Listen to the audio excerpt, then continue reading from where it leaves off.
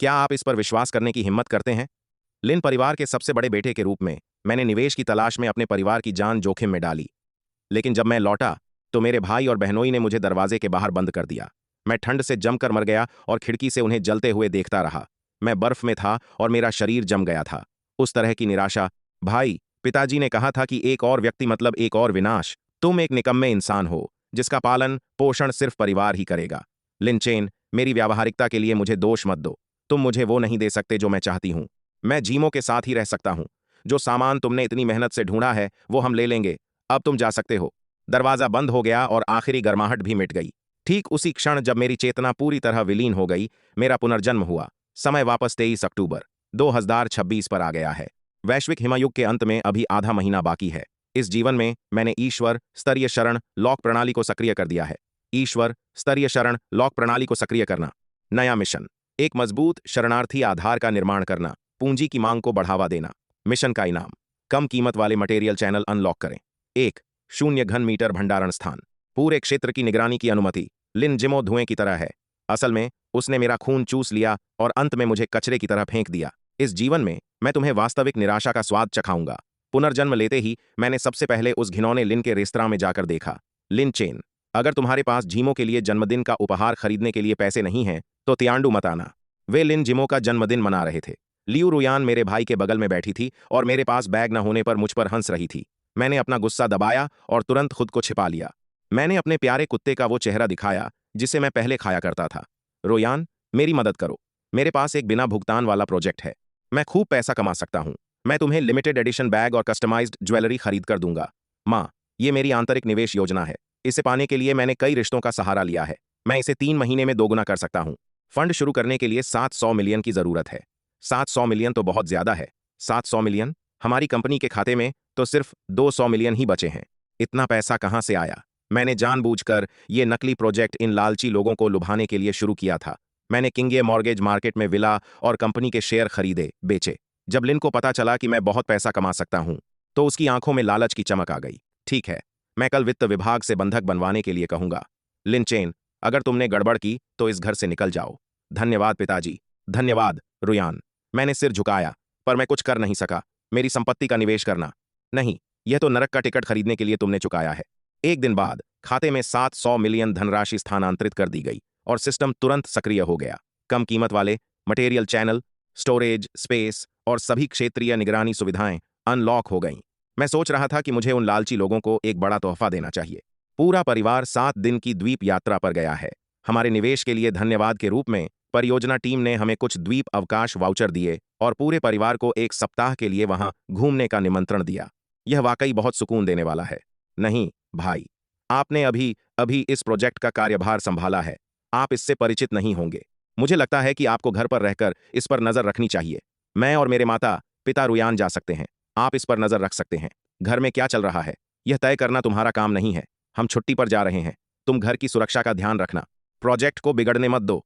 लेकिन वे अपना सामान समेट कर चले गए। मुझे जोर से हंसी आ गई। 2 से बार हंसी आ गई। 2 से हंसी आ गई। चलो चलते हैं। जीवन की आखिरी धूप का आनंद लो। वे अभी अभी चले गए। मैंने पीछे की तरफ मुख्य आधार बनाना शुरू किया। जमीन से 50 मीटर नीचे का इलाका पूरी तरह से मेरा है। जमीन पर बने भूमिगत कमरे के लिए भी मैंने निर्माण दल से उसमें मनमाने बदलाव करने को कहा। मैंने न सिर्फ परमाणु बम रोधी दरवाजा लगाया बल्कि अनगिनत गुप्त निगरानी कैमरे भी बेचे। यह तहखाना आपके सपनों का गोदाम बनेगा और यह आपके लिए बनाया गया मेरा आखिरी फर्नीचर भी है।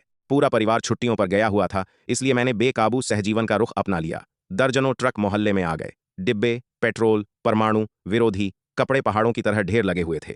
मैंने जानबूझकर सामान ढोने वाले कर्मचारियों को सैन्य सामग्री से भरे बक्से रखने दिए। इससे पड़ोसियों की आंखें चमक उठीं। अफवाहें आग की तरह फैल गईं। हे भगवान, सुबह सुबह कितना सामान तैयार किया गया होगा। 1 दर्जन से ज्यादा ट्रक रेलगाड़ी से आए।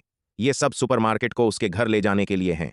मैंने सुना है कि उसने परियोजनाओं में शामिल होने के लिए अपनी संपत्ति गिरवी रख दी थी, लेकिन वह परियोजना विफल हो गई और सामान बदल दिया गया।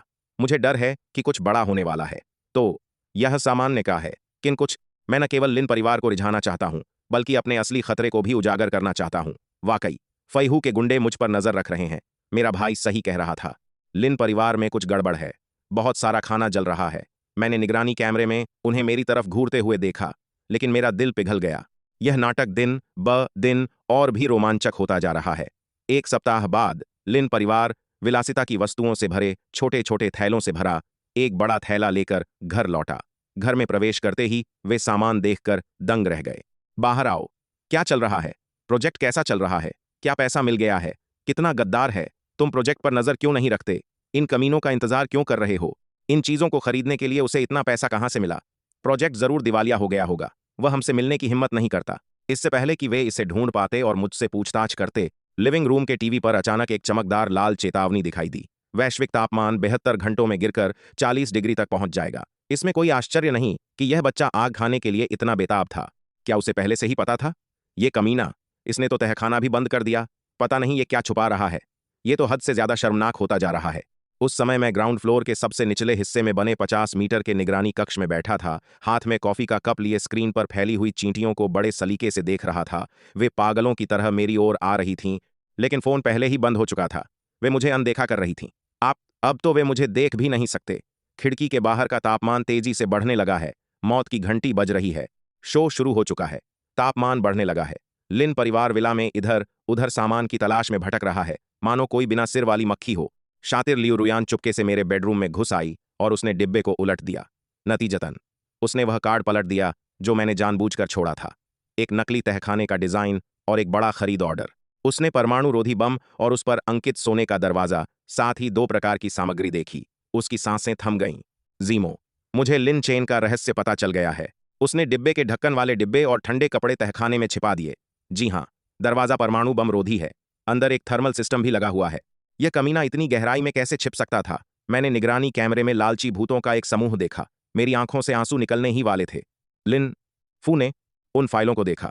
लिन चेन, तुम हमसे इतनी सारी अच्छी चीजें छिपाने की हिम्मत कैसे करते हो? चाहे तुम कहीं भी छिपाओ, तहखाने में रखा सामान जीमो का ही है। दरवाजा खुलने पर हमें भूतिया मौसम देखने की जरूरत नहीं पड़ेगी। 1 महीने बाद तापमान 0 से 40 डिग्री नीचे गिर गया है। बाहर निकलना नामुमकिन है। लिन परिवार बैठक कक्ष में बैठा है। मैंने जानबूझकर अपनी जान बचाने के लिए थोड़ा सा सामान छोड़ा था। मैंने मोहल्ले में बहुत से लोगों को देखा जिन्हें सामान नहीं मिल रहा था। उन सब ने लिन चेन को देखा। धिक्कार है लिन चेन को। उसने सारी अच्छी चीजें तहखाने में रख दी।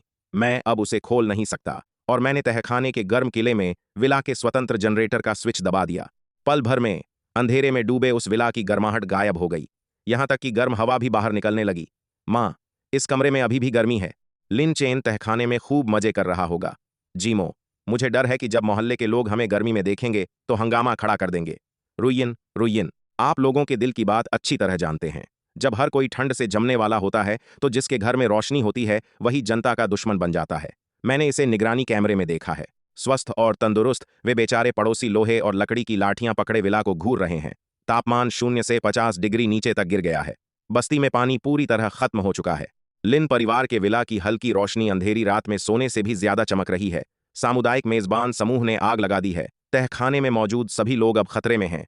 लिन परिवार के पास गर्मी और खाना कैसे है? हम ठंड से मर रहे हैं। लिन जियानगुओ, हमें कुछ सामान दे दो। हम सब जानते हैं कि तुम्हारे घर में हजारों डिब्बे रखे हैं। कुछ सामान बाहर निकालो, नहीं तो हम दरवाजा तोड़ देंगे। अच्छा हुआ लिन चेन ने सामान खरीद लिया, नहीं तो हमें ठंड से मरना पड़ेगा। उन पड़ोसियों को यही मिलना चाहिए। उन्हें किसने मना किया था कि वे इसे न देखें? अभी तक समुदाय ने लिन परिवार को नहीं देखा है। पड़ोसी लिन परिवार के विला को चेतावनी देने के लिए इकट्ठा होने लगे हैं। दूसरी तरफ ब्लैक टाइगर भी यहां की स्थिति की रिपोर्ट कर रहा है। लगभग समय हो गया है। पड़ोसी हंगामा कर रहे हैं। लिन परिवार के पास इसे बर्दाश्त करने की क्षमता नहीं है। चलो पहले दोनों के घायल होने का इंतजार करते हैं, फिर हम यह काम करेंगे। चलो हंगामा मचाते हैं। बिजली संयंत्र ज्यादा देर तक नहीं टिकेगा। जब आप घबराए हुए हों तो तहखाने पर हमला कर दें। कम्युनिटी ग्रुप में लगातार आ रही खबरों को देखकर लिन परिवार दहशत में है। सौतेली मां अपने मोबाइल फोन को बार बार चला रही है। विला का दरवाजा भी अब तक खुला है या नहीं यह कहना मुश्किल है। इस समय पड़ोसी दरवाजे पर पहुंच चुके थे।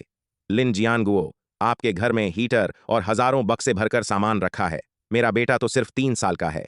वो ठंड से जम रहा है। अगर तुमने दरवाजा नहीं खोला तो मैं तुम्हारे घर में आग लगा दूंगा। उससे फालतू बातें मत करो। चलो दरवाजा तोड़कर सामान आपस में बांट लेते हैं। लियू रुयान ने खरीद का आदेश देख लिया है। वह हमें बेवकूफ नहीं बना सकती। लियू रुयान, कूदो मत। हमारे पास ज्यादा सामान नहीं है। हीटर में तेल खत्म हो रहा है।